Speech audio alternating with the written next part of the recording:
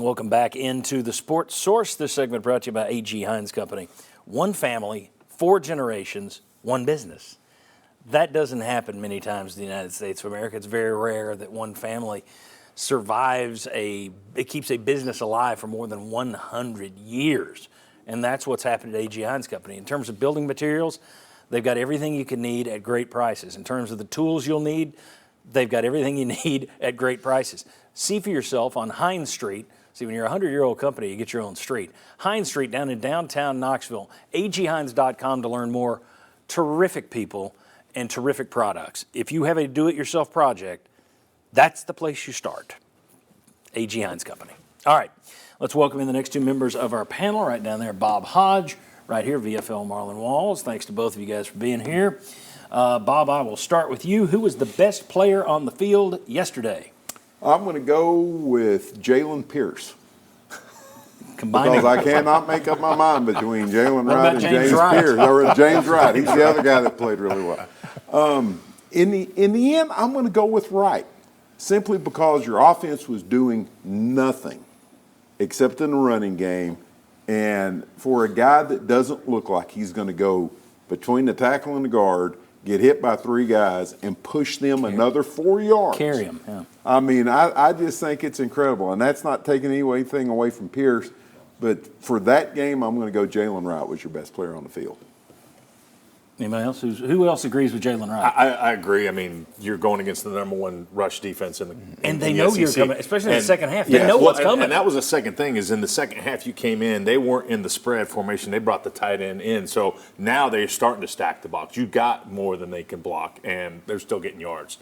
So I think for him, just the opponent they were facing probably. All right, we got another Jalen Wright down here? No, I mean, I'm going to go the opposite. I Okay. think it's James Pierce. Okay.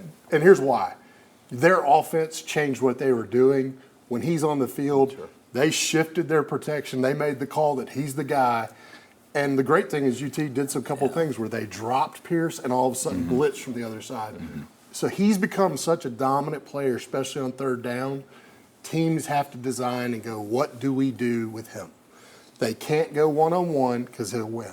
And so right now, he is that dominant of a player that he makes a difference of your team changes what they do based on him being on the field, especially in a 3rd down. So that's, to me, the best player on the field when it causes that whole offense to change because of you being on the field. Let's underscore the fact, too, what you just said there, that other teams are working to counteract it, and UT's coaching staff had a change up. Here's a counterpunch. And that was a great change up, just dropping him all of a sudden. By the way, on that drop, running back across the field, he tackles him for a loss after he catches it. Pierce does, yeah. Yeah, so, I mean, it's the kind It's a of hell of a player. player. So, yeah, it's just a great player. That's my vote. Which way you going, Marlon? So I'm gonna go with the Rabbits group, right? That's that 3rd down package that they put in there. I know we're going for a specific guy, but I'll allow it. Yeah, there we go. When I look at the Rabbits package, right, it seems like we get a little bit more energy from the crowd. The team gets a little bit more excited. The defense looks a little bit more fluent. And it's like you can see the different games they're running. Like we saw last year with Young, they did a lot of those TE stunts. Now you're seeing a lot more of that with that Rabbits group. So not only is Pierce affecting the quarterback, obviously he's the top guy, but you're seeing more activity across the entire defensive line. And so I love when we get them in a 3rd and long situation. I know that group's coming in. It makes the defense look a little bit better as well. And a really dominant Barron and Pierce lined up. Barron in the 3 technique, Pierce on the outside. That's a tough Play group. well together, for sure. That's one to stay with us because we're going to tell you what the edge Tennessee has over Bama is, and it might have something to do with that.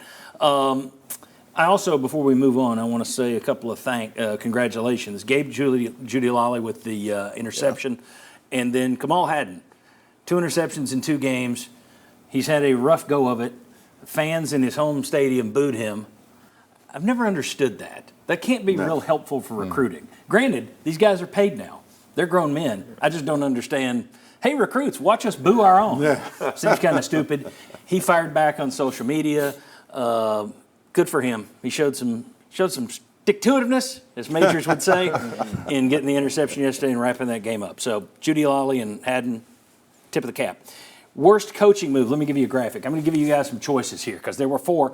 I love the fact that after the game, Josh Heupel said, didn't look like I made a lot of the right decisions tonight in those critical situations. Now, he didn't. He said it in a honest, matter-of-fact way, which I love from a coach. Good for him. Now let's pick him apart. Let's pick it to pieces.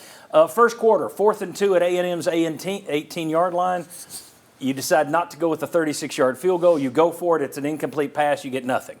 Second quarter, 4th and 3 at A&M's 33. You don't go for it. You're trying the 51-yarder. You miss it. You don't get any points. Third quarter, 4th and 6 at A&M's 29. All right, now you're spooked by that 51-yard miss, so you decide to go for it again and don't kick the 47-yarder. You're sacked. You get no points. Fourth quarter, 2nd and goal at A&M's 9-yard line. Rather than running the ball to eat the clock, you have Milton throw a pass, which probably gave A&M another 35, 40 seconds on the clock. I'll start by saying that's the one that was the big problem I had. That I didn't like throwing down there in the fourth quarter. Your defense is carrying you. Help your defense. At that point, you're not going to win it on. Help your defense. Get off the field. Let the clock continue to run. Don't stop the clock. That was my take. What was the worst coaching move, gentlemen? And Bob, I think you've got something different, so let's wait for you last. Okay. I would take the same one you did, but I also had one on Jimbo Fisher. The end of the game, when the clock, player gets hurt, they wind the clock, and they let 40 seconds go off the clock. I thought that was the most just. They gave you the 40 seconds back. I was just like, holy cow! You just Tennessee made the mistake, and then you just equaled it out. That was crazy. Marlon, what was the worst move? You picked the obvious one, the one towards on the second goal right there. But I'm gonna go with the very first one. When we got down there, I think it was 4th and whatever it was, and I think right there we should have taken the points. Let's kick the field goal, and then also this selection of the play. We're not throwing the ball very good. Our wide receivers are not getting open. If you're going to do that, run the ball, get Jalen Wright the ball, 4th and 2. Let's try to get the 2 yards that way, as opposed to throwing the actual football. So I didn't like that one at all. Okay. I got to go with you just because of the fact that when there was. I know you hate that. Yeah, I know. I have to agree with John. But if you look at where that game was in the situation, you're up by a touchdown, basically. You roll out.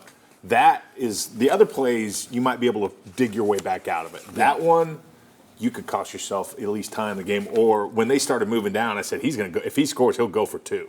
He's not going to try and kick it an extra point going overtime. Correct. He will go for 2, and I'm sure they have something drawn up that will burn us. Okay. And Bob, very quickly on your other one. Just real quick. Remember in the book of Matthew, it said, you ignore the speck in or you look at the speck in your buddy's eye and ignore the plank in yours. This is a very small thing.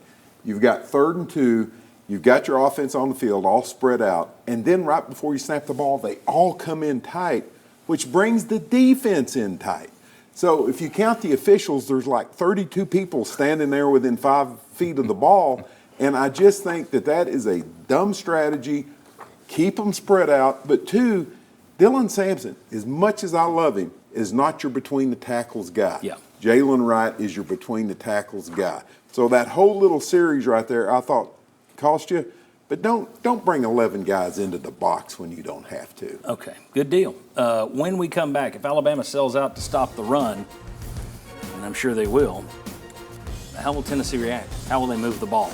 Let's talk more about that passing game and what you do if you're Tennessee and Alabama sells out to stuff the run. Come on back on the Sports Source.